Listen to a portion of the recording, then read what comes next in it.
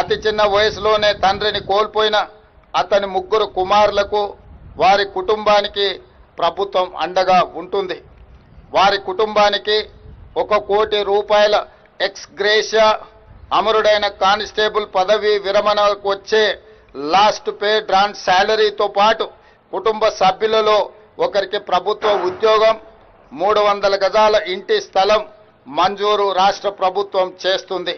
వీటితో పాటు పోలీసు భద్రత సంక్షేమం నుండి 16 లక్షల ఎక్స్ గ్రేషియా, పోలీసు వెల్ఫేర్ నుండి 8 లక్షల రూపాయల ఎక్స్ గ్రేషియాను ప్రమోద్ కుటుంబానికి చెల్లించి వారి కుటుంబానికి రాష్ట్ర ప్రభుత్వం అండగా నిలబడుతుంది. అదే కాకుండా 18 సంవత్సరాల క్రితం 29/6/2008న ఒరిస్సాలోని చిత్రకొండ రిజర్వాయర్ మావోయిస్టుల దాడిలో మరణించిన 33 మంది పోలీసు అమరులకు స్థలాన్ని కేటాయించి దాదాపుగా ఈ 18 సంవత్సరాలు ఈ సమస్య పరిష్కారం కాలేదు. అందుకే ఈనాడు తెలంగాణ రాష్ట్ర ప్రభుత్వం ఆ సమస్యను పరిష్కరించి ఆనాడు ప్రాణాలు కోల్పోయిన 33 మంది పోలీసు కుటుంబాలకు ప్రతి ఒక్కరికి 200 గజాల చొప్పున గాజుల రామారం, మల్కాజ్గిరి, మేడ్చల్ జిల్లాలో స్థలాన్ని కేటాయించినమని చెప్పడానికి నేను సంతోషిస్తున్నాను. తెలంగాణ పోలీస్ శాఖ అవలంబిస్తున్న విధానాలు, నూతన సాంకేతిక పరిజ్ఞానంతో రాష్ట్ర పోలీసు శాఖ దేశంలోనే అగ్రస్థానంలో నిలబడడం మా ప్రభుత్వానికి గర్వకారణం. ఇండియా జస్టిస్ రిపోర్ట్ 2025 ప్రకారం దేశంలోనే తెలంగాణ పోలీస్ శాఖకు ప్రథమ స్థానం లభించింది.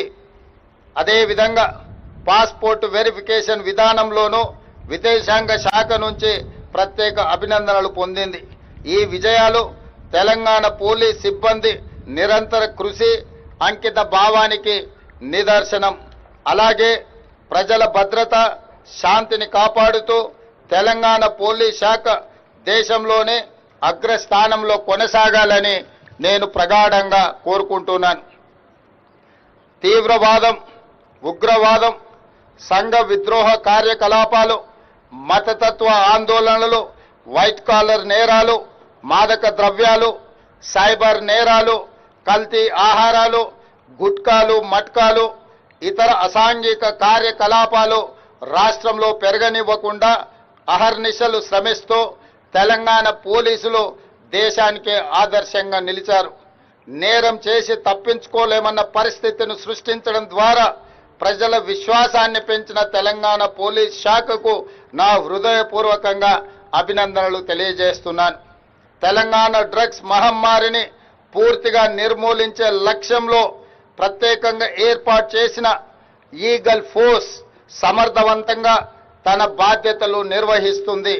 తెలంగాణను డ్రగ్స్ రహిత రాష్ట్రంగా మార్చాలి అనే మా ప్రభుత్వ సంకల్పం.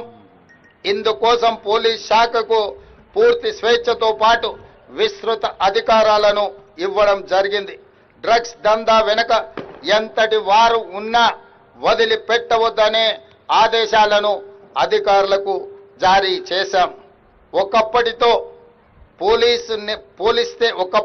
పోలిస్తే నేరాల స్వభావం మారుతుంది. సైబర్ నేరాలు, డిజిటల్ నేరాలు, morphing content, drugs, human trafficking వంటి కొత్త తరహా నేరాలు పోలీసులకు సవాలుగా మారుతున్నాయి. మానవ నేరాలను మించి సైబర్ క్రైమ్ వార్తలు పత్రికల్లో ఎక్కువగా కనిపిస్తున్నాయి. టెక్నాలజీ రూపంలో ఎదురవుతున్న సవాళ్లకు టెక్నాలజీతోనే తెలంగాణ పోలీసులు సమాధానం చెప్తున్న తీరు ఈరోజు మనం అభినందించాల్సిన అవసరం ఉన్నది. సాంకేతికత వినియోగంలో తెలంగాణ పోలీసులు అందరి